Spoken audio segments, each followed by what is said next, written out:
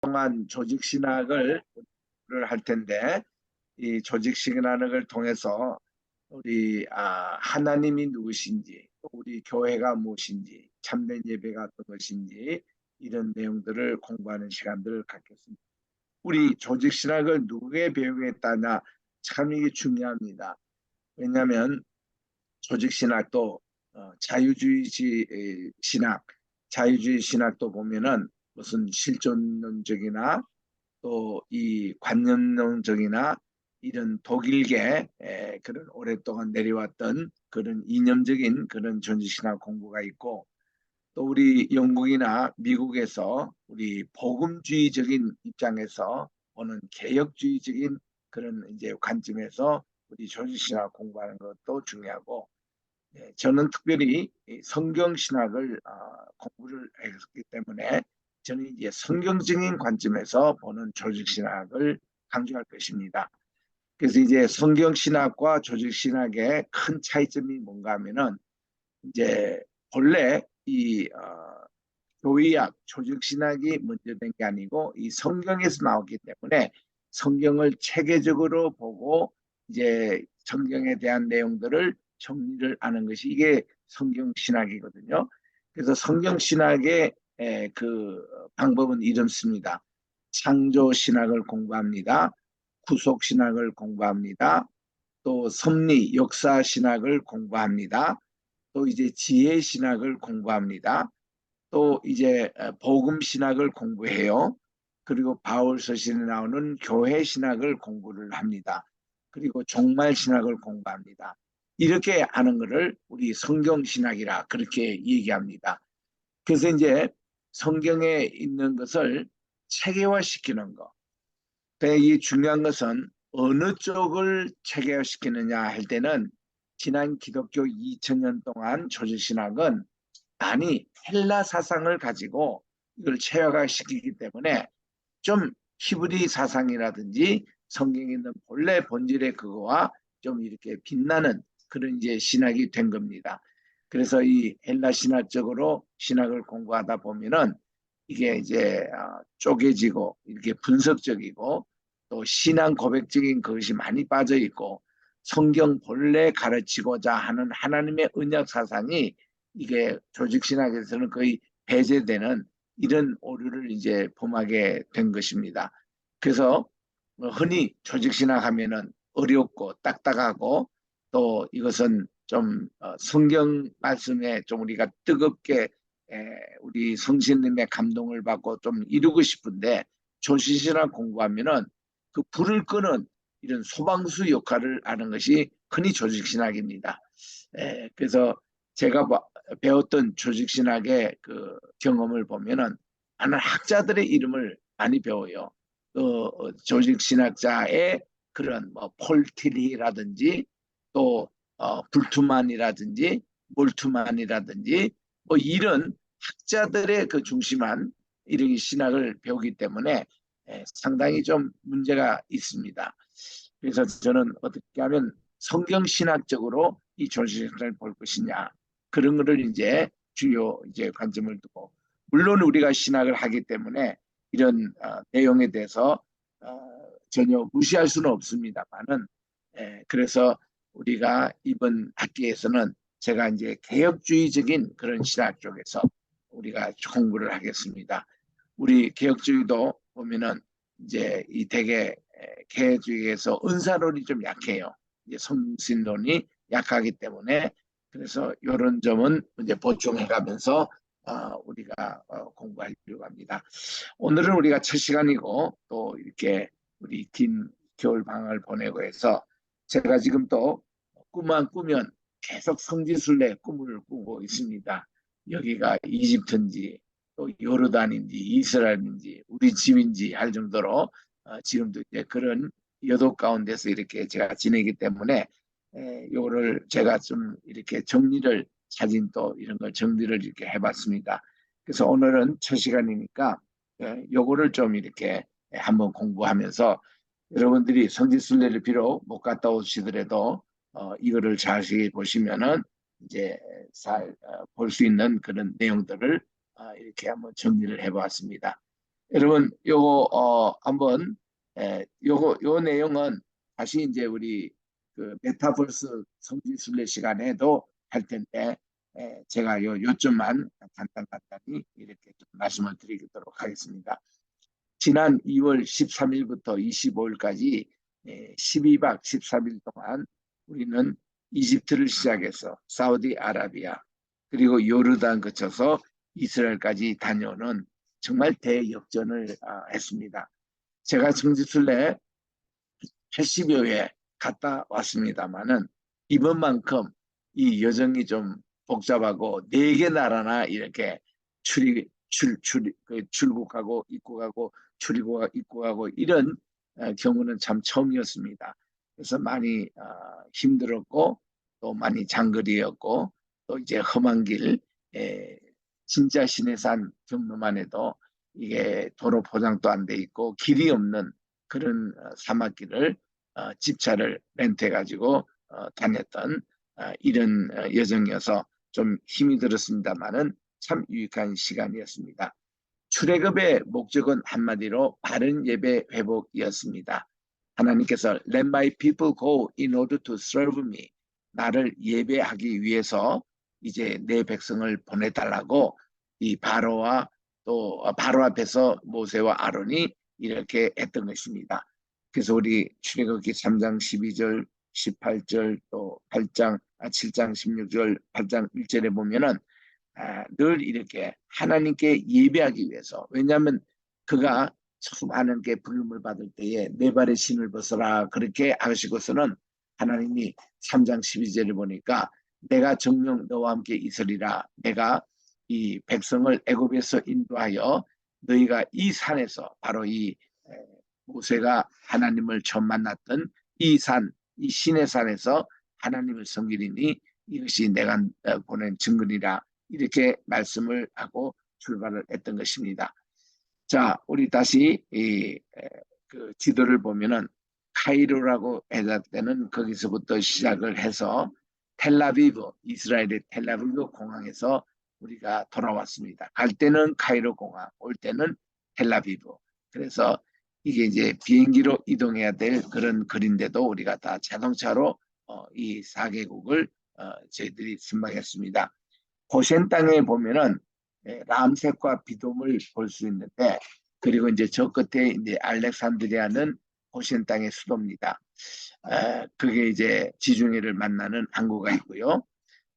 그래서 이 고센 땅에는 지금도 람셋과 비돔이 있어서 곡식 창고로 이렇게 그들이 지었던 곳입니다. 이집트 출발하는 여기 이집트는 아랍 공화국이고 거의 90%가 이슬람 교도입니다. 그리고 기독교인은 4.5%, 정교회, 이 콥틱 정교회라고 그럽니다. 그래서 이런 것이 이집트인데 지금은 이 수도가 카이로이지만 옛날에는 멤피스, 테베, 또 룩소에 있는 카르낙 이런 곳이 옛날 수도였거든요. 거기에 보면 많은 이제 그 유적들이 지금도 남아 있습니다. 인구도 그렇게 많지 않습니다. 이 나라의 땅덩어리에 비해서 1억이 조금 넘는 인구로서 북아프리카, 중동, 아랍 세계에서는 가장 많은 인구를 가진 나라죠. 1억이 좀 넘으니까 일본보다는 적어요. 일본의 지금 1억 한 2천 정도 얘기하고 있지 않습니까? 근데 이 이집트는 땅이 엄청 넓지 않습니까? 그런데 그 많은 땅이 거의 다가 사하라 사막이에요. 그리고 사람이 살 수 있는 곳은 주로 나일강이 흐르는 지역만 이렇게 살 수 있는 곳입니다. 이것이 이제 나일강이고 이제 카이로 여기 인구가 1,700만이니까 서울보다 인구가 많습니다. 인구 밀도도 높고요. 이 나라는 여러 가지 수모를 많이 당합니다. 고대 역사는 찬란한데 로마에 병합되고 나서부터 이 나라는 자기의 정체성을 갖지 못하고 오스만 터키 지배도 받고 1799년에는 나폴레옹이 점령을 해서 이 나라가 또 한때 프랑스형이 됐다가 또 그것이 영국형으로 넘어갔다가 1922년에 영국으로도 독립된 그런 신생 국가라고 할 수가 있습니다. 그래서 과거의 역사에 찬란한 그것을 먹고 살고 있고 이집트는 지금도 그렇게 그 경제적으로나 이런 것이 부유하지는 못합니다. 여기 이제 우리가 첫 번 갔던 곳이 모카탐이라고 이것이 이제 거의 쓰레기 마을 막 지나서 있는 동네인데 이 모카탐이라는 이 동네는 이 사람들이 참 가난한 사람들이에요.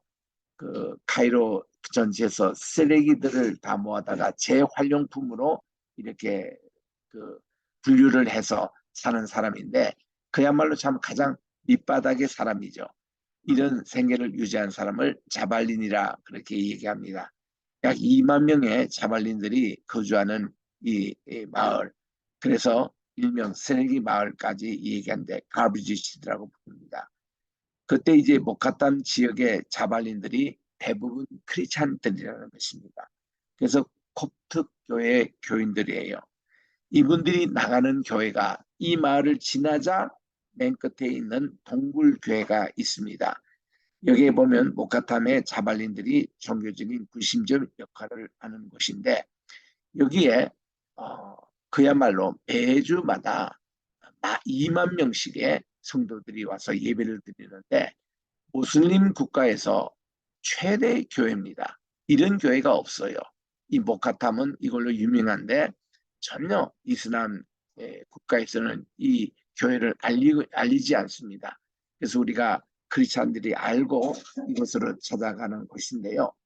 이제 모카탐 들어갈 때에 그때 마을의 모습이 이렇게 참 험악합니다. 냄새나고 다 쓰레기로 참 빈민들이 사는 곳인데 이분들이 대부분 교회 나가는 우리 형제 자매라 생각할 때에 우리가 정말 다른 우리 생각을 하게 됩니다. 이렇게 거리도 쓰레기로 그냥 뒤범벅이 되고 파리가 날리고 냄새도 나고 다 이런 곳인데 이런 아주 어렵게 사는 분들이 대부분들이 크리스찬이라는 것을 생각할 때 여기 전 주민 한 4만 명이 사는데 이 중에 절반 이상이 크리스찬들입니다. 그래서 이분들이 나가는 우리 교회를 우리가 이제 들어갑니다. 이 교회는 공식 이름이 성 시몬 수도원이에요. 세인트 사이먼 더 테너. 테너라는 것은 무두쟁이라고 그러죠. 무두, 이 구두도 수순하고 가죽 또 이 가방도 만드는 이런 분인데 이분은 10세기경 그러니까 지금부터 한 1200년 전에 그때 인물입니다. 이분은 그 당시에 그 이집트 하면은 사막의 수도사로 유명해. 이 사람들이 이 사라 사막 같은 데서 이렇게 수도를 하는 분들이 많았습니다. 그래서 예수님을 본받으려고 하는 그런 분들. 대표주문이 안토니우스라는 분이 있었죠. 이분이 아주 그 훗날 수도원이며 또 이런 기도원 운동의 창시자라고 할 수 있는 그런 분들. 정말 그들은 금욕하며 예수님을 닮으려고 평생 노력했고 거린의 생활을 이렇게 하고 있었던 이런 분입니다. 그 수도타 출신 가운데 한 분이 이제 성 시몬, 그러니까 그분은 원래 이름이 시몬인데 세인트가 붙었죠. 이분은 이제 무도쟁이인데 예수님을 만나고 삶이 변해가지고 완전히 그는 이런 이 겸손과 가난과 빈곤 속에서도 예수님을 닮아가는 향기 있는 그런 크리스찬의 모습입니다. 이분이 이제 이 동굴에서 정말 이렇게 존경을 받는 인물이었습니다. 그리고는 이 자리에 동굴 이 수도원 자리에 1975년도 교회를 세워서 오늘날 동굴교회로 알려지고 있습니다. 여기 이제 시몬은 어떤 걸로 유명하냐면은 이 모카탐 여기에 그때 막 침입했던 이 그 이슬람의 최고 지도자 칼리프가 있었어요. 이 칼리프라는 것은 이스라엘의 모하메드의 후계자라는 뜻입니다. 그가 이제 여기를 점령을 해가지고 있을 때에 그때 이 지역의 콥티 교회의 이 감독 혹은 우리 캐토릭으로 말하면 교황 같은 분입니다. 이분이 이제 정복을 당했어요. 그리고 이 칼리프가 지금 정복을 했습니다. 해가지고 이분에게 이제 이런 제안을 했습니다. 너희들이 믿는 예수님 성경 말씀에 보니까 이 산을 들어 옮기라고 해도 그대로 될 것이다. 그렇게 말하는데 네가 만약에 3일 안에 3일 안에 이 기적을 내게 보여주면은 내가 예수를 믿고 이슬람을 버리고 정말 당신의 종교를 따르겠어. 만약에 이거를 콥틱 교회가 이렇게 하지 못한다면은 여러분은 3일 후에 다 이슬람 교도가 돼야 된다고. 이렇게 해서 이제 칼로 가지고 이거를 제안을 했다고 합니다. 그러니까 이제 이 콥틱 교회 이 총주교 이분이 이 제안을 받고서 당장 자기 이제 그 성도들 있는 데서 바로 시몬을 찾아간 거예요. 당신만이 일을 할 수 있으니 어떻게 한번 해보라고 그랬습니다. 그 시몬은 순종해서 기도를 하나님께 간절히 했어요. 하나님 지금 이런 상황인데 하나님께서 여기 있는 산을 이렇게 옮겨 달라고. 그래서 여기 이제 동굴이 생기도록 하나님 좀 제발 옮겨 달라고 하루를 기도해도 아무 응답이 없었습니다. 이틀을 기도해도 아무 응답이 없었습니다. 이런 가운데서 이 시몬이 기도하는 3일째 되는 날 하나님께서 지진을 일으켜가지고 진짜 이 산이 3km 이상 이렇게 옮겨가는 역사가 일어났던 것입니다. 그리고 나서는 이게 칼리프, 이 이슬람교 순위반들이 이 말만큼은 이제 그 이슬람 세력이 못 들어오더라고 이 칼리프도 자기 약속대로 예수님을 믿었다는 바로 이런 전설이 있는 곳이 바로 이 성시문 수도원이었습니다.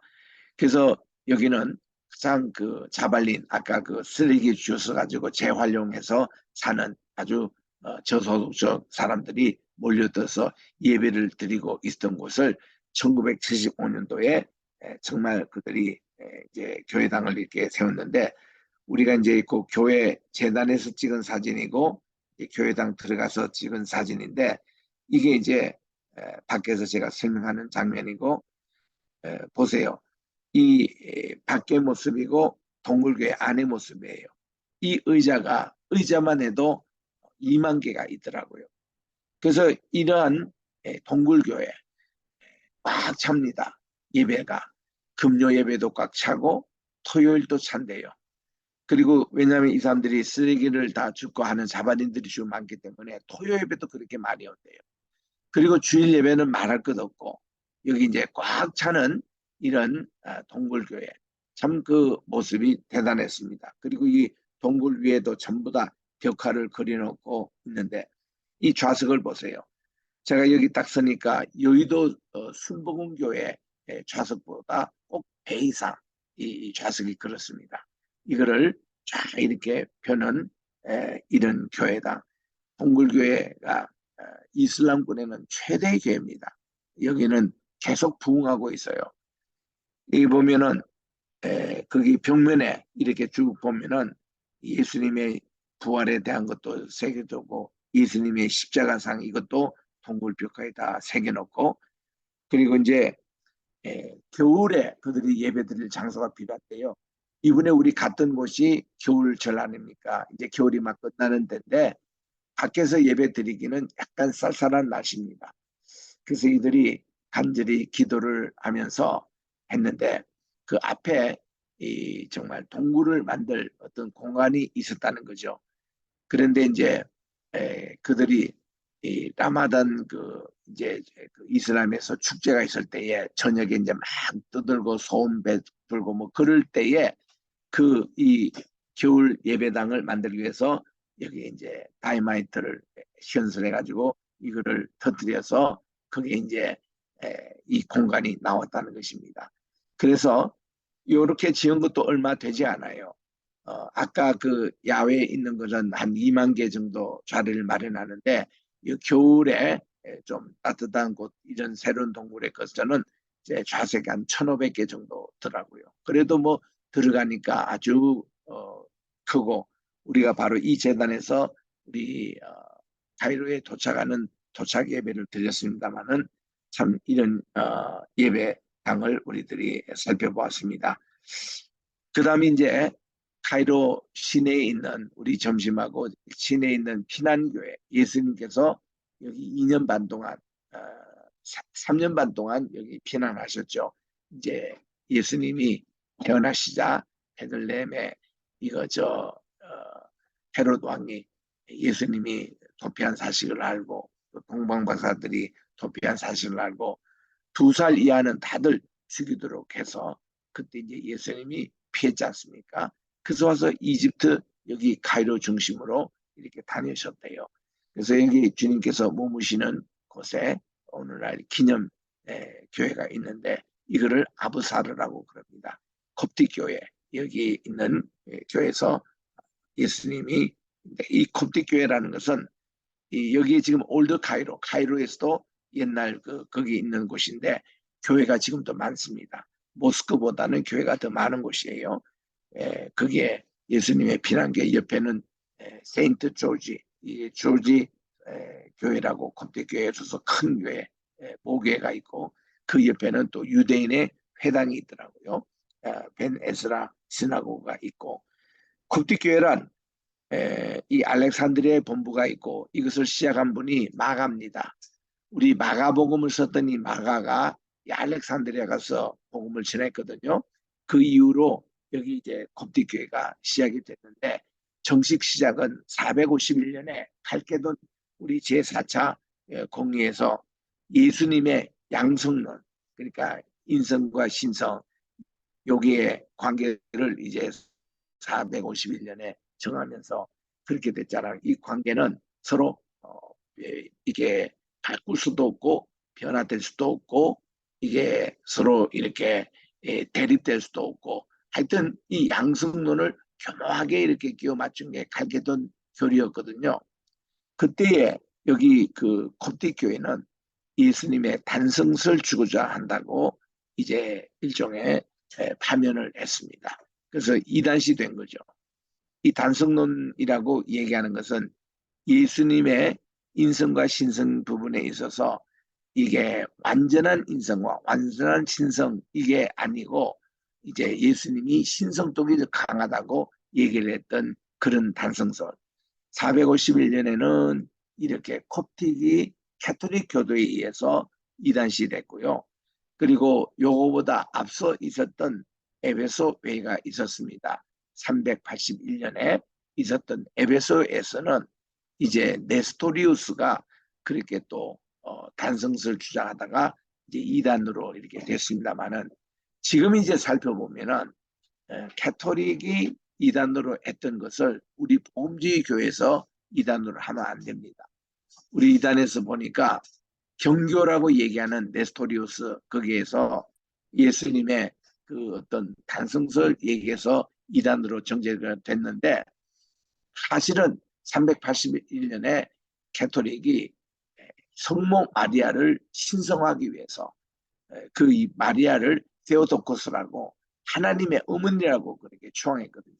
그게 반대했던 네스토리우스가 이단으로 정제가 된 겁니다.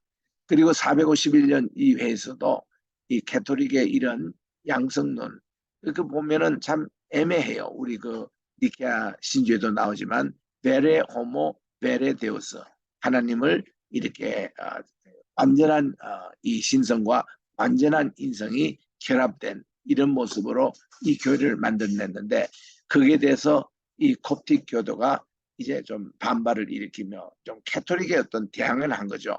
그래서 이제 이단으로 그들이 정제를 했는데 우리 복음 교단에서는 우리 koptic 교회를 이단으로 하면 안 됩니다. 우리 그들은 1517년 유럽에서 있었던 우리 기독교 개혁 운동의 선구자라고 할 수가 있어요. 그래서 우리는 koptic 교회에 대해서 우리들이 아주 좋은 것으로 받아들여야 된다라는 거. 그날 저녁에는 우리가 나해강의 유람선에서 저녁 식사를 하고 하니 그래서 음악을 틀고 또 이러더라고요. 근데 여독에 고생하신 또 우리 대원이 있어서 제가 또 안수 기도를 하고 그랬습니다만은 여기에 나일강 유역에서 봤던 야경들, 우리 식탁의 안전 교주의 모습입니다. 그 다음 날은 우리 스핑크스 세계의 기자의 피라미드 있는 쪽으로 갔습니다.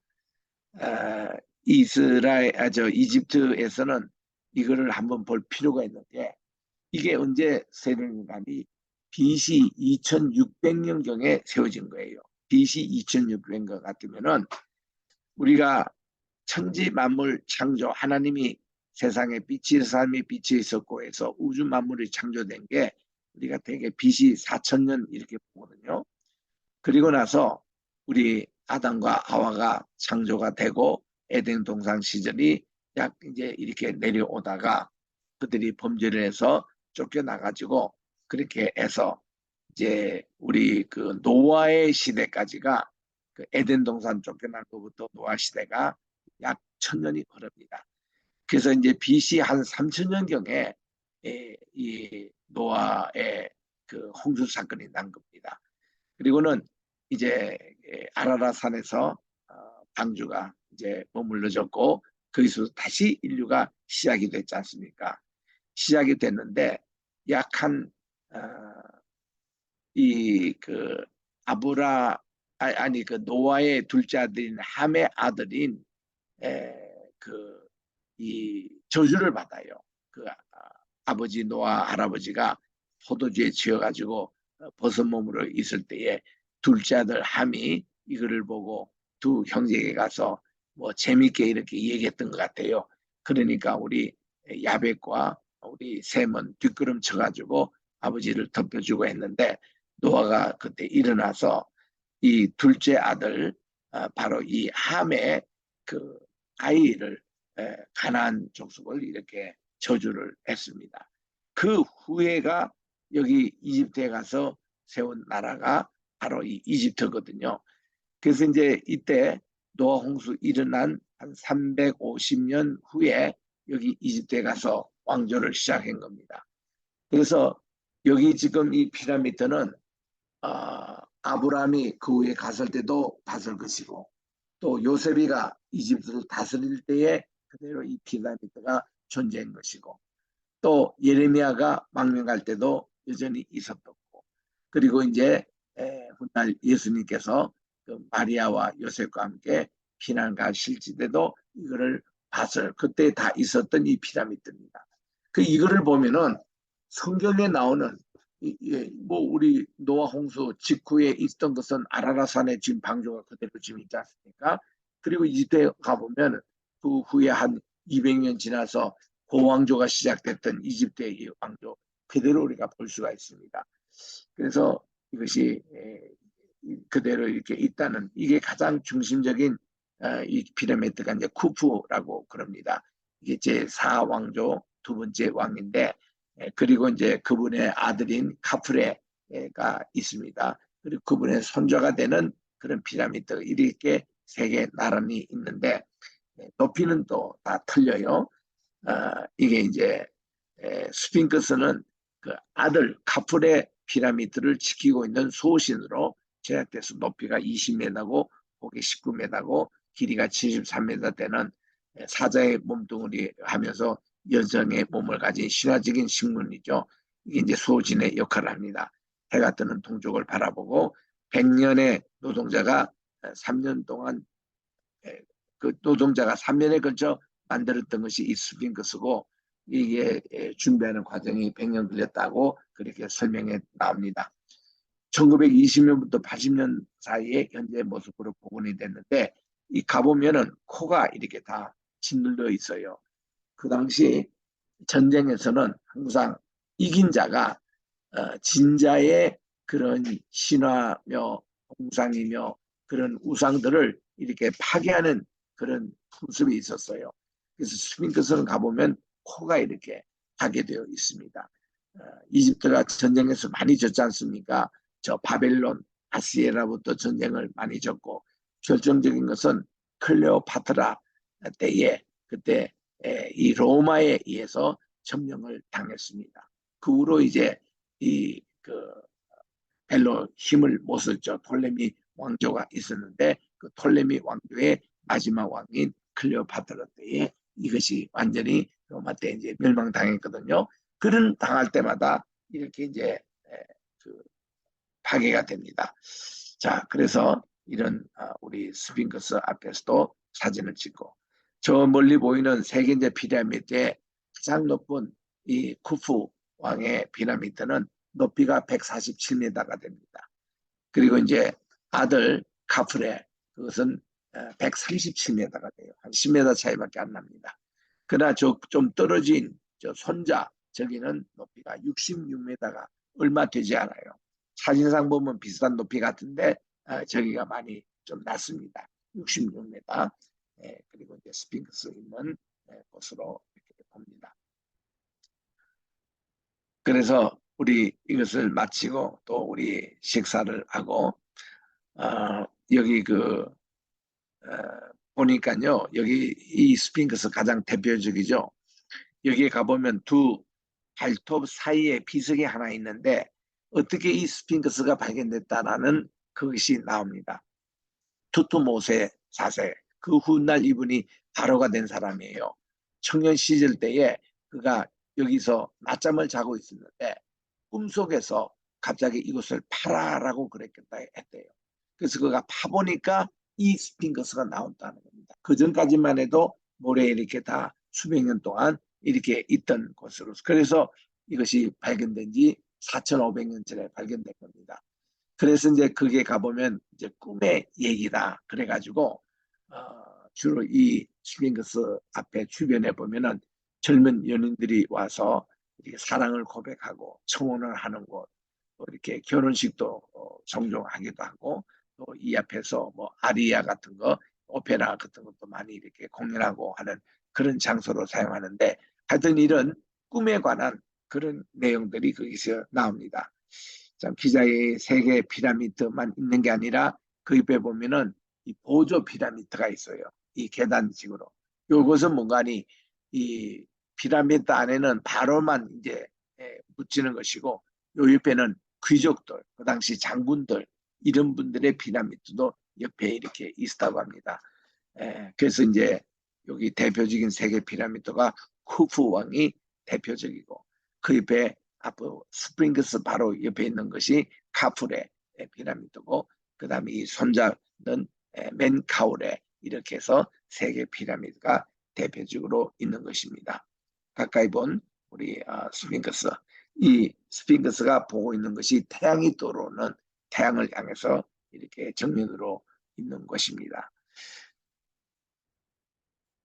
최초의 피라미드는 어디 있는가니 기자에 있는 이 세계 말고 그 이제 조상이 되고 있는 조스 이브는 삼왕조 시대예요. 그분이 최초로 계단식 피라미드를 만들었는데 이것이 이제 최초 원조입니다.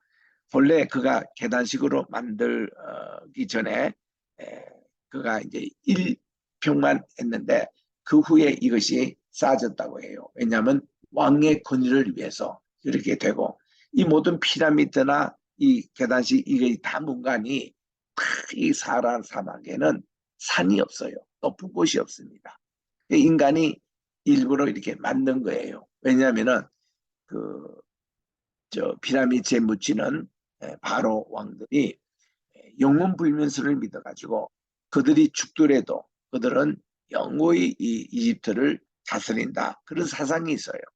그래가지고 이런 피라미드는 뭔가니 죽은 자의 왕궁입니다.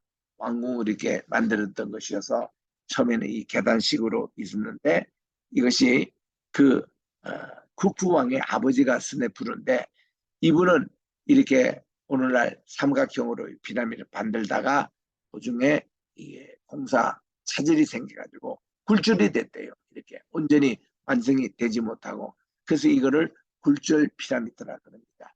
그리고는 그 아들일 때 후부 때 제대로 오늘날 기자에 있는 피라미드를 만들었다는 거예요. 여기 있는 이 지역을 사카라라 그렇게 얘기합니다.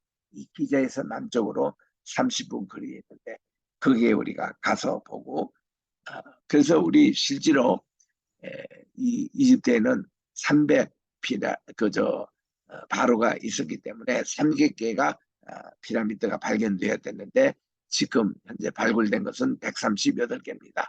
사하라 사막 어느 지역에 절반가량이 있다고 이제 봅니다. 국부 여기 황합 스캠으로 돼 있고, 여기 이제 내부에 가보면은 이제 한국말로 이렇게 적혀 있습니다. 대피라미드 안에 들어가면은 왕의 묘실이 있고 여자 왕의 묘실이 있고 지하실이 있어요. 근데 실제로 왕의 묘실이나 이왕의 묘실에 가면 아무것도 없어요.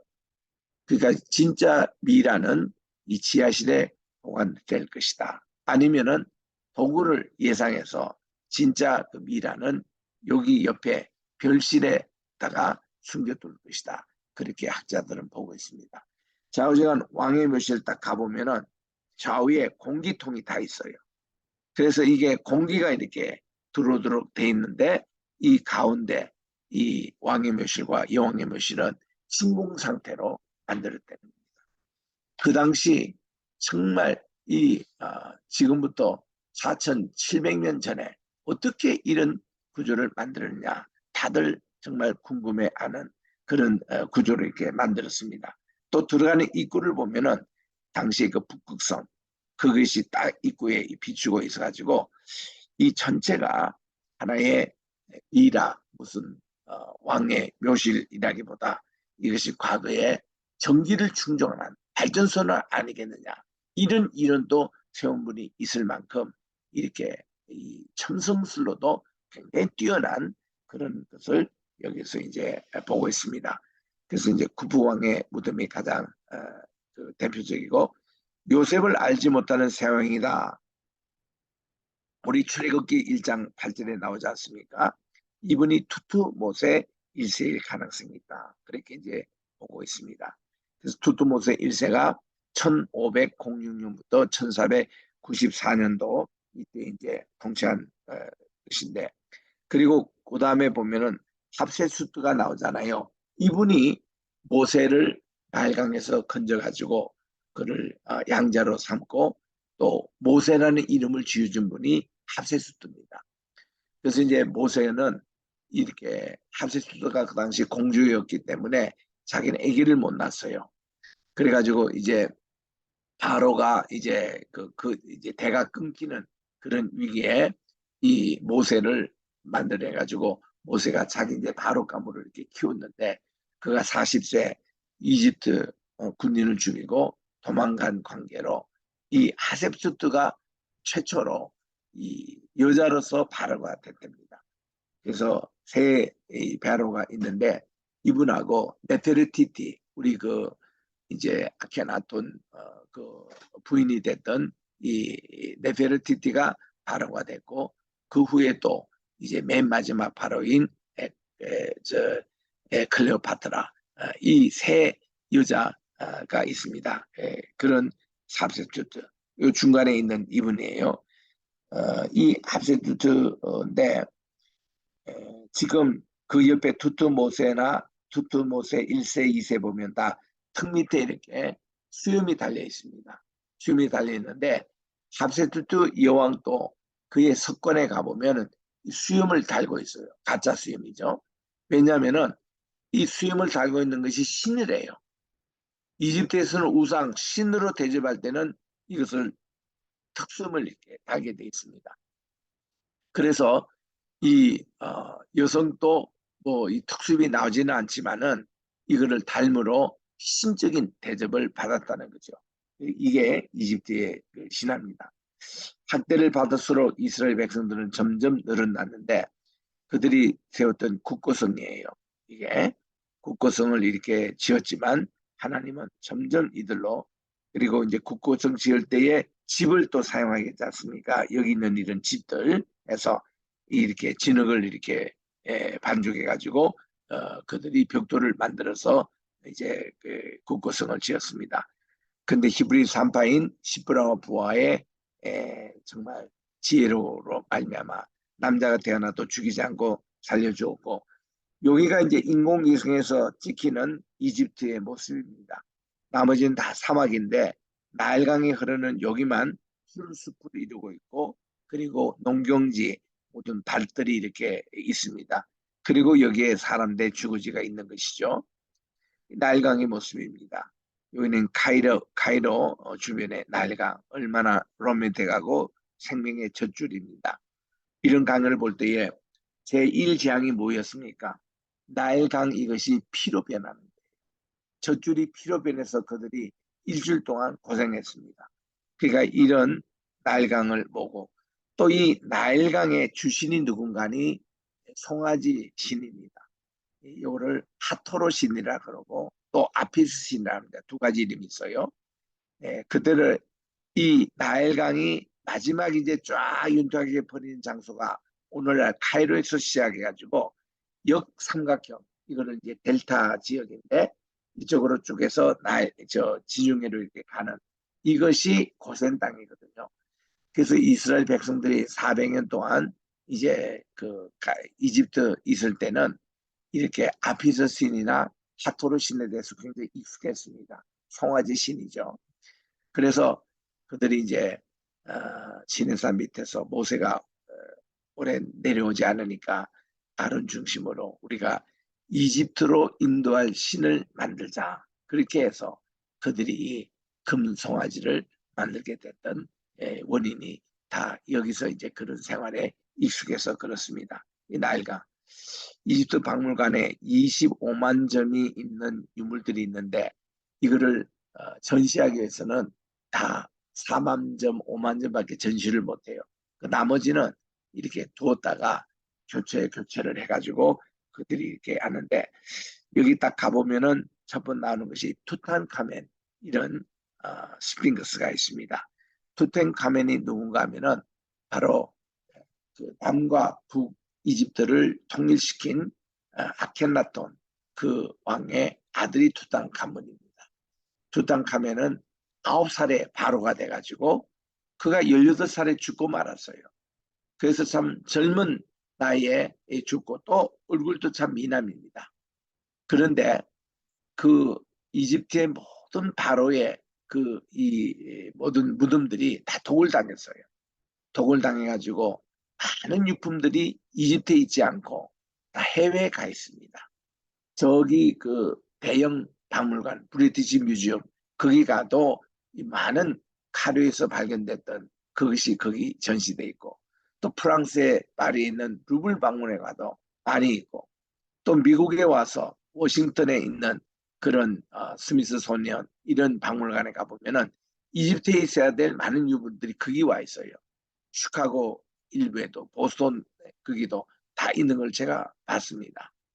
그래서 이렇게 다 흩어졌는데 유단 투탄카문 것만이 1922년도에 이분의 이제 것이 이제 발견이 됐어요. 그래서 이제 투탄카문 그 유물들이 2층에 가면 이게 잘 전시가 되어 있습니다.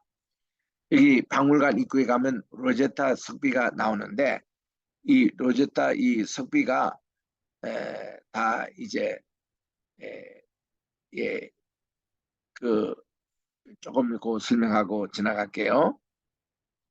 이 로제타 이제 석비의 이제 모습이 여기 앞에 이제 사진에 나오는데 이거는 우리가 여기 이제 들어가는 입구에 있습니다. 이제 제가 이렇게 손을 가르치는 것이 이 로제타 석비인데 저거는 이제 1799년에 나폴레옹이 이집트를 점령할 때에 그때 고고학자들 200명 데리고 갔거든요.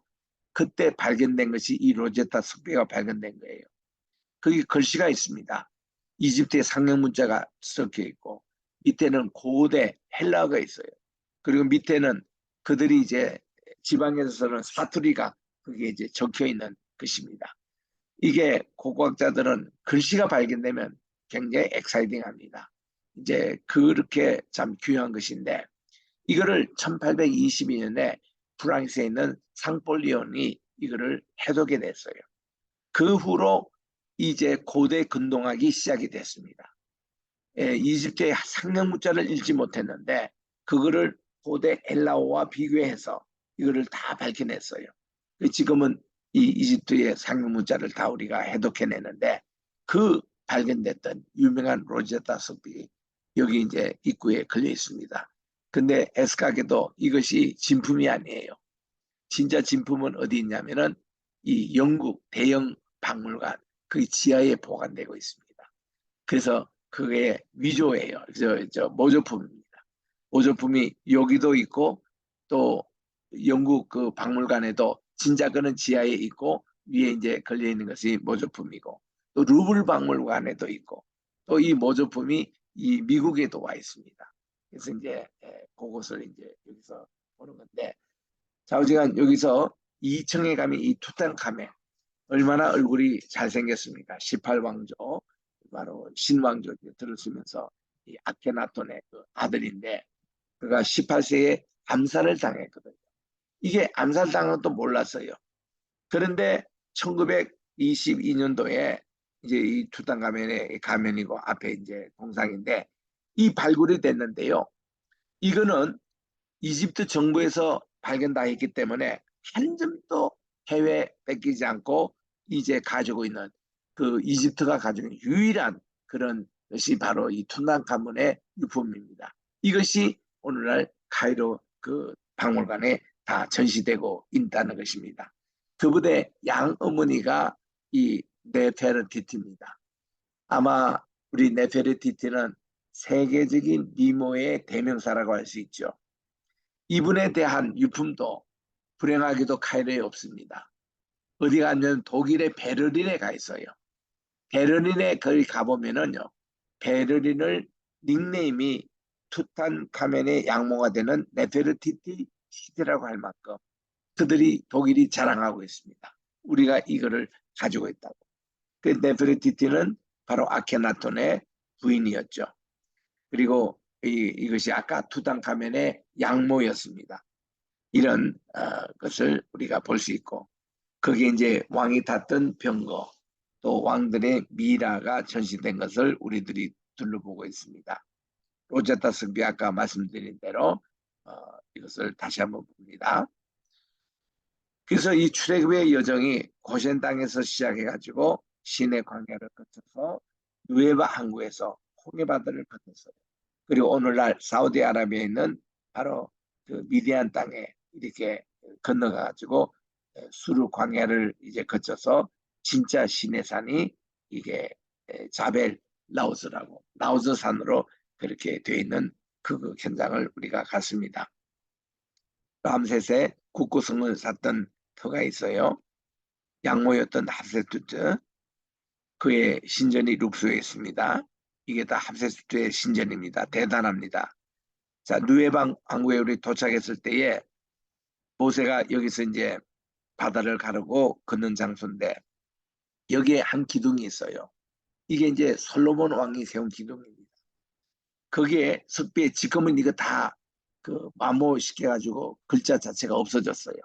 근데 마모시키기 전에 여기에 뭐라고 써져 있는가 하니 이곳이 바로 우리 조상이 바다를 마른 땅으로 건너갔던 곳이다. 이렇게 여기에 있습니다. 그리고 이 마른 땅을 쭉 건너가서 저 건너편 미디안 사우디아라비아 편에도 똑같은 기둥이 있었대요. 근데 그 기둥은 지금 이 사우디아라비아에서 치웠는지 우리가 찾지를 못했습니다. 좌우지간 이게 유명한 솔로몬의 기둥이에요. 그래서 이거 보면은 진짜 신의 산은 바로 오늘날 라오스 산이라는 것을 증명할 수 있는 아주 좋은 기둥의 그 흔적입니다. 여기서 출애굽을 이제 시작했거든요. 여기서 이제 이 바다를 건너갔던 장소입니다. 이것이 뭔가니 지금 홍해바다가 앞에 있는데 이거 아카바만의 홍해입니다. 이렇게 해서 해변까지 건설된 정도로 이게 와디예요. 와디에 있는 흙들이 다 내려와가지고 이것을 이제 길을 만들어서 이 건너편으로 들어갈 수 있도록 그렇게 되어 있는 것입니다. 자, 그래서 이제 우리가 사우디아라비아에 입국을 했습니다. 사우디아라비아 계곡에서 건너편 저기서 이제 이렇게 그들이 건너왔던 이 장소입니다. 여기 와서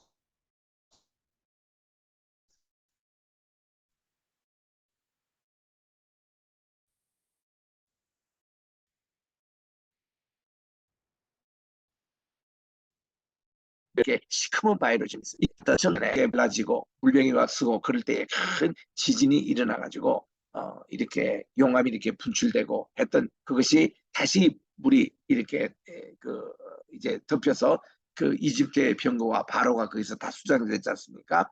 그래서 이 수장됐던 바로의 미라는 좀 다른 바로의 그 미,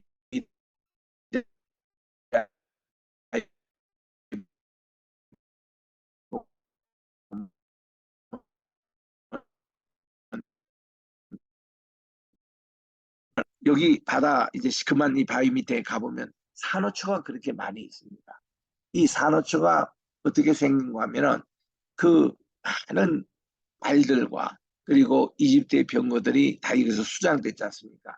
그 수장된 거기에 그들의 뼈 성분 그리고 그 시체성을 통해서 이 산호초가 자랐다는 거예요. 그래서 여기에 이 그 잠수함을 타고 내려가도 또 수중 촬영을 해도 스쿠브 드라이브 이래 가지고 여기 이제 수중 촬영해도 그 흔적이 나와요. 그리고 그 이집트의 마병의 바퀴들이 여기서 나오는 곳입니다. 그래서 이제 그 흔적이 이렇게 다 과학적으로 지금 증명이 되고 있다는 거. 그래서 지금 요 건너편에 우리가 여기서 기도도 하고 있겠습니다만 이 광대한 광야가 이제 시작이 되는 이곳에 하나님은 계속 만나를 내려주셨고 했던 그 장소입니다. 그 진짜 시내사대는 라오스 산에 가는데요. 우리가 8대 차를 이렇게 렌트해 가지고 각자 운전해서 우리가 갔습니다. 이게 가는 이 장소가 수루 광야예요. 수루 광야를 헤치면서 이렇게 이제 우리가 여기 점선 있는 대로 우리가 이제 달려간 겁니다. 김성학 장로님의 이 떨기나무 바로 배경이 되는 그런 지역입니다. 그래서 이제 여기에 가니까 정상에 요거는 지금 완전히 신해산 정상이에요. 여기까지 우리는 올라가지는 못했고 1월 달에 우리 여기에 답사 팀들이 5명 갔는데 답사 팀들이 이제 찍은 사진입니다. 여기 가니까 검게 탄 정상 하나님께서 우레로 번개로 나타나신 그 현장입니다. 그리고 검게 탄 것과 희게 탄 이게 구분이 이렇게 돼 있어요. 그래서 이제 여기 옆에 보면은 이제 이 시내산의 그 멀리 된 모습을 우리가 보고요. 그 옆에 이제 떨기나무가 보이지 않습니까? 요게 가보니까 이게 가시떨기나무더라고요. 이게 그렇게 많이 주변에 있습니다. 여기가 이제 불타지 않는 그런 광경. 가는 길에 수루 광야를 우리가 거칩니다. 가는 길에 이제 우리가 이 마라도 들렸어요. 마라의 순물이 단물로 변하는 from bitter to sweet. 그리고 이제 그 옆에 여기서도 한 3일 길 걸어서 가는 엘림이 또 나옵니다. 하나님 여기서도 12샘과 70수 야자나무를 준비하고 계셨는데 우리가 이 밤에 좀 도착해가지고 거기 샘을 몇 가지 우리가 실제로 만져보았습니다. 물이 퐁퐁퐁 지금도 솟아나요. 엘림에. 그래서 이 샘이 모두 12개가 있어요. 하나는 한쪽에 이 공사를 해가지고 시멘트로 막아두는데 12 우리 이번에 양시열 대표 이분이 이번에 그 답사도 하고 모든 팀을 이끌었는데 이분이 2019년에 김성학 장로님과 같이 가실 때는 12개 샘을 다 찾았다는 거예요. 그때 영상을 우리에게 소개를 합니다. 그리고 여기 옆에 보면 야자수 나무가 이렇게 거창하는 이런 샘들이 많은 이 엘림이 지금도 있습니다. 수륙 광야의 안각화를 이게 발명해서 그들은 이렇게 자꾸 이런 하토르 신을 생기는 그런 모습들 하도거도 끝이 보이지 않는 광야길을 우리가 달려갔습니다. 다 광야길입니다. 저 멀리 이제 우리 시내산이 보이죠. 이렇게 위에가 검게 탄 시내산이 저 멀리 보입니다. 이 광야길들을 이렇게 해서 이게 로뎀나무예요. 로뎀나무가 많이 있는 곳에 우리 내려서 사진도 찍고 그래서 잠시 우리도 쉬고 갔습니다만은 광야를 이렇게 통과합니다. 시내산 들어가는 입구예요. 길이 없어요 따로. 그러니까 우리 렌트카를 해서 저 멀리 까맣게 있는 그곳이 바로 시내산입니다. 시내산 이렇게 지금 또 검은 언적이 있고 그 밑에 호렙 동굴이 있어서 이제 시내산 호렙 저기가 엘리야가 머물렀던 곳입니다. 요게 바로 엘리야가 머물렀던 호렙 동굴이에요. 이까지 우리는 못 올라갔습니다. 1월 달에 올라갔던 이 탐사팀이 요거를 사진 찍은 겁니다. 이 호렙 동굴이 있고요. 정상이 금계탄 요게 시내산입니다. 그래서 시내산의 모습들, 저 멀리 또 시내산이 보입니다. 올라가는 곳에 암각화가 있어가지고 우리가 또 여기서 사진을 찍었습니다. 이 암각화의 내용, 우리 여기 계신 분들이 다 우리 신학교 교수님들인데, 여기 그 암각화, 여기가 하토르신, 그러니까 아피스신을 여기에 새기고 있는 암각화를 봅니다. 거기서 이제 시내산에 올라가니까 바로 기슭에 모세의 제단이 있었고, 모세의 제단에 보면은 이 기둥들이 이렇게 보이잖아요. 이 기둥이 12기둥이 있었어요. 12지파를 상징하는. 그게 우리가 앉아서 우리가 기도회를 가지고 예배를 드렸습니다. 거기 올라가는 길이 참 험난했어요. 험난했는데 길도 없고 골짜밭을 그냥. 그래서 이제 거기 가면서 우리가 과거 모세가 우리 하나님께 부름을 받았던 가시떨기 나무에 타는데 불은 붙지 않았습니다. 이상한 광경을 보러 갔다가 그가 하나님을 만나는데, 내 발에 신을 벗으라 하는 뜻은 예배 때 신을 벗어야 합니다. 거룩한 곳에는 불결한 것을 벗어야 합니다. 주인 앞에서 종이 신발을 벗습니다. 절대 순종을 의미합니다. 땅을 무르거나 교환할 때 신발을 벗어줍니다. 그래서 모세가 하나님을 만나듯이 우리도 거기서 신발을 벗고 하나님께 예배를 드렸습니다. 여호수아 장군도 내일이면 여리고성을 점령하는 날인데 또 천사가 나서 그를 죽이려 할 때 신을 벗으라고 했죠. 그래서 여호수아도 모세처럼 신을 벗고 가나안 땅을 정복했습니다. 가시떨기 나무라는 것은 고난과 고통, 억압이라는 뜻인데, 여기서도 하나님은 함께 계신다는, 불 가운데 계신, 그래서 히브리 말로 스네라고 그러거든요. 이런 모습이 또 모세 자신의 모습이었습니다. 모세 자신도 그 당시 가시떨기와 같은 그런 모습에서 하나님이 그에게 함께 하시는 가시나무로. 그러니까 이제 화가들이 그린 그림인데, 이 모습인가 저 모습인가 여러 가지 이렇게 가시떨기가 이렇게 불은 있지만 이 떡이 나오고 타지를 안 했어요. 그래서 이것은 뭔가니 고난 중에 하나님이 계신다는 뜻이거든요. 그래서 모세가 하나님께 소명을 받습니다.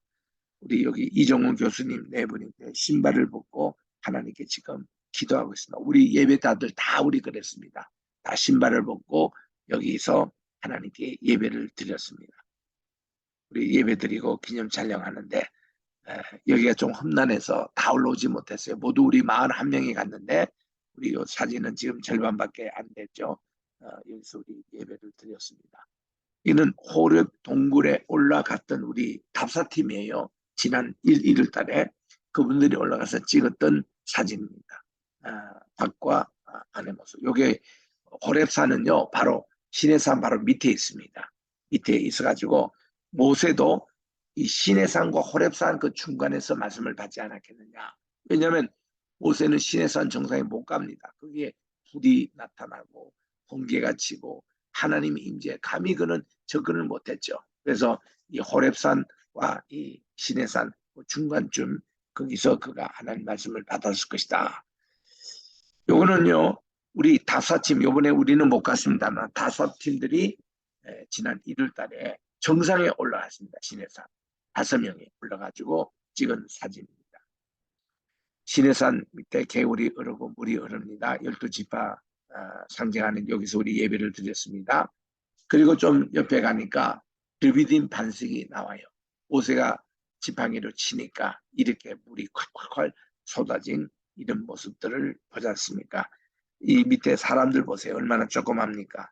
이 르비딤 이 반석 뒤로 올라가다가 제가 이제 1호차를 몰고 갔는데 막 우리 차가 뒤집힐 정도로 이렇게 돌밭을 지나야 됐던 아찔한 순간도 있었습니다. 그래서 멀리 보이는 르비딤 반석, 여기서 우리 가까이서 우리가 기도회를 또 가졌습니다. 두 사람이 이렇게 올라갔고요. 이 르비딤 반석까지 올라갔고, 모세가 정말 이 아말렉 군의 진입을 여기서 받을 때에 한쪽에서는 아론이, 한쪽에서는 훌이 이렇게 손을 들어주므로 결국 승리를 했다는 그 현장입니다. 이 리비딤 반석. 또 이제 금송아지 그 위에 가보면 요런이 이제 또 암각화가 새겨져 있는 것을 사진을 찍은 겁니다. 이게 금송아지 재단 터입니다. 여기 있는데 문을 잘 열어주지 않아요. 이 아주머니는 여기 이제 문을 돈을 주고 이거 열어줍니다. 그 관리하는 사람이.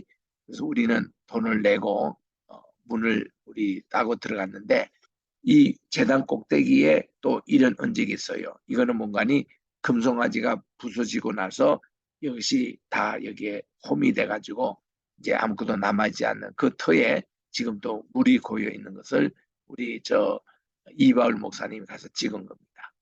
그 주변에 암각화가 있어요. 이게 그 당시 금송아지 만들었던 재단. 여기 이제 증거가 되고 있습니다.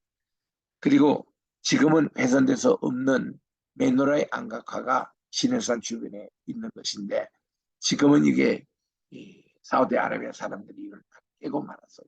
이게 이제 이스라엘이나 기독교인들이 와서 보고 또 자기들 내놔라고 할까봐. 그 옆에는요 절구통이 있잖아요. 요게 뭔가니 만나를 이렇게 찧어서 먹었던 그 현장입니다. 그 기구가 또 이 광야에 많이 남아 있습니다. 그래서 이 만나를 쪄서도 먹고 구워서도 먹고 튀겨서도 먹고 이렇게 생으로도 먹고 이렇게 이제 갈아서 떡도 해 먹고 이게 이제 만나. 여기 이드로 모세의 장인침입니다. 장인침터가 이렇게 지금도 그대로 남아 있습니다. 여기서 모세가 이제 양떼를 치고 아기도 둘 낳고 결혼생활 40년 동안 했던 장소. 여기 이제 시내산 주변에 광야에 보면요. 여기에 천막을 지은 터가 다 나와 있습니다. 지금도 돌들이 그대로 있어요.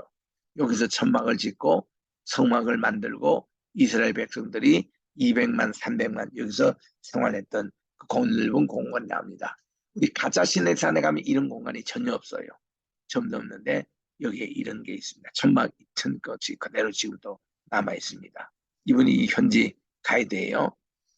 그리고 이제 우리 요르단 왕국에 이제 들어가는데 시간이 다 된 관계로 오늘은 여기까지 보고 다음 주에 제가 나머지 부분 좀 빠르게 이제 설명을 하도록 하겠습니다. 그래서 우리 이번 학기는 우리 조지신학을 공부할 텐데 여러분들이 미련 나눠주는 그거를 쭉 한번 보시고 이제 우리가 조지신학을 누구에게 배우느냐에 참 중요합니다. 그래서 우리 학교에서는 제가 직접 조지신학을 강의를 하는데 우리 그 개혁신학적인 입장에서 복음적인 입장에서 우리 성경신학적인 입장에서 조지신학을 잘 공부하시길 바랍니다. 오늘 강의는 끝났고 여러분들이 한두 번 질문 있으면 질문해 주시기 바랍니다.